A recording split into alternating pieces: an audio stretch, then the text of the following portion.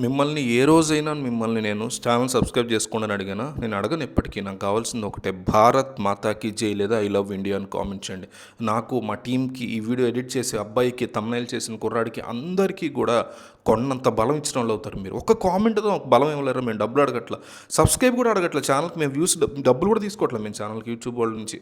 మాకు కావాల్సింది ఒకటే, భారత్ మాతాకి జై అని ఒక పెద్ద కామెంట్ కావాలి, కొండంత బలం. ఒక 2000 మంది టార్గెట్. దయచేసి కామెంట్ ఇచ్చి వీడియో చూడడం కంటిన్యూ చేయండి. విషయంలోకి వెళ్తే డిసెంబర్ 21 తారీఖుతో మొదలుపెట్టి ఒక 40 రోజుల పాటు మన భద్రతా దళాలు ఒక అద్భుతమైనటువంటి ఆపరేషన్ని జమ్మూ కాశ్మీర్లో చేస్తున్నాయి.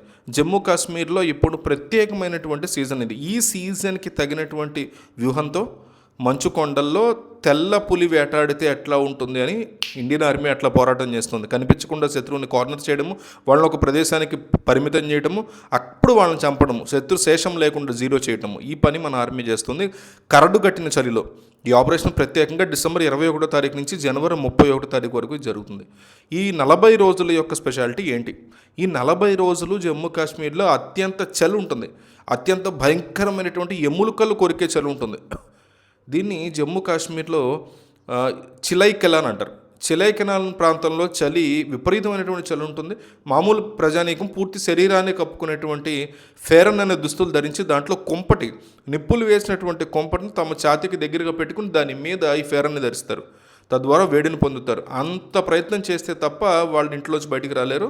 ఇళ్లలో కూడా నిత్యము ఎప్పుడు మంట వెలుగుతూనే ఉండాలి. లేదంటే ఆ టెంపరేచర్ తగ్గితే మాత్రం అనారోగ్యాలు వస్తే, తనతో వచ్చే ఇబ్బందులు వస్తాయి, ఆస్మా వస్తుంది, పల్మరీ సమస్యలు వస్తే చనిపోతారు.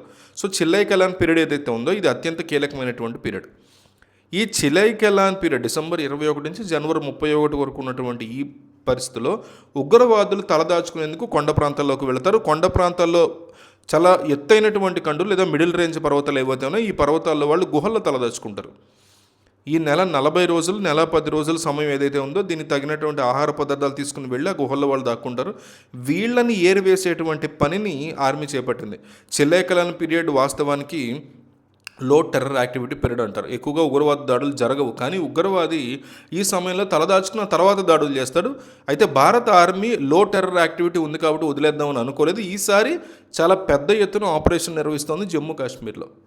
అంటే -10 డిగ్రీస్, -20 డిగ్రీస్ టెంపరేచర్లో ఎత్తైనటువంటి కొండల్లో, అంటే డోడాన్ కిస్క్వాడ్ జిల్లా ఉంది, కొండ ప్రాంతాలు ఉంటాయి, అక్కడ గుహలు ఉంటాయి. అక్కడ ఉగ్రవాదుల ఏరివేత జరుగుతుంది.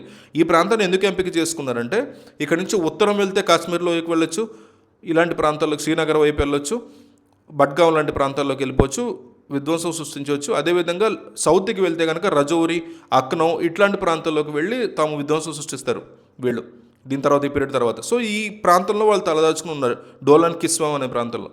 సో పోలీసులకి, భద్రతా దళాలకి చిక్కకుండా ఉండేందుకు మానవ సంచారం లేనటువంటి గుహలో వాళ్ళు తలదాచుకున్నారు. మానవ సంచారం కనుక ఉంటే ఎవరో ఒకరు చెప్పేస్తారు, ఎవరో ఒకరు తెలియజేస్తారు, మిలిటరీకి ఉప్పొందుతుంది. కాబట్టి మానవ సంచారం లేనటువంటి, సర్వేలెన్స్, నిఘా లేనటువంటి ప్రాంతాలను వీళ్ళు ఎంచుకుని అక్కడ ఉంటారు. కానీ ఇదే సమయంలో కొట్టాలని Jammu Kashmir police, CRPF, special operations group, forest guards, ఇదంతా కూడా అటవీ ప్రాంతం కాబట్టి ఈ ప్రాంతం మీద ఫుల్ గ్రిప్ ఉన్నటువంటి ఫారెస్ట్ గార్డ్స్, అలాగే చుట్టుపక్కల ఉండేటువంటి గ్రామాల్లో ఉన్నటువంటి గ్రామీణ రక్షణ దళాలు. జమ్మూ కాశ్మీర్లో చాలా చోట్ల ప్రజలు ఉంటారు. సాయుధ ట్రైనింగ్ ఇచ్చి, వాళ్ళకి ఆయుధాలు ఇచ్చి, వాళ్ళను కూడా ఉగ్రవాదులు వస్తే ఎదుర్కొనేందుకు వాళ్ళు సన్నద్ధులు చేస్తారు. విలేజ్ డిఫెన్స్ గార్డ్స్ అంటారు. ఈ 5 గ్రూప్స్ కలిసి Indian police, CRPF, special operations group, forest guards, village defence guards, ఈ 5 కలిసి ఈ ఆపరేషన్ నిర్వహిస్తున్నారు. ఈ ఆపరేషన్లో వీళ్ళందరికీ కూడా ప్రత్యేకంగా అత్యంత చలి సమయంలో యుద్ధం ఎలా చేయాలి, వింటర్ వార్ఫేర్ ఎట్లా చేయాలి అనేది ఒక ప్రత్యేక శిక్షణ ఇవ్వడం జరిగింది. జరుగుతోంది ఆల్రెడీ. ఎక్కడ ఉగ్రవాద దాగున్నాడు కనుక్కోవడానికి డ్రోన్స్ను ఉపయోగిస్తున్నారు, థర్మల్ ఇమేజింగ్ని వాడుతున్నారు. అంటే ఒక వ్యక్తి కనుక్కున్నట్టయితే అతని శరీరం నుంచి వచ్చేటువంటి వేది ఆధారంగా ఈ ప్రాంతంలో మానవ సంచారం అని గుర్తించి వీలవుతుంది. ఉగ్రవాదులు యాక్టివిటీ చేసినట్టయితే గ్రౌండ్ సెన్సార్స్ ఆధారంగా గుర్తించవచ్చు. కాబట్టి ఈ పరికరాలన్నీ తీసుకుని ఉగ్రవాదులు దాక్కున్నటువంటి గుహల వైపు ఈ ఆపరేషన్ సాగుతుంది.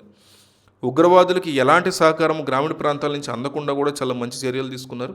నిజంగా భారత్ ఆర్మీ కోసం, ఇంత గొప్ప పని చేసినటువంటి భారత్ ఆర్మీ కోసం భారత్ మాతాకి జై, జై హో ఇండియన్ సోల్జర్, ఇండియన్ ఆర్మీ అని ఒక్క కామెంట్ అండి.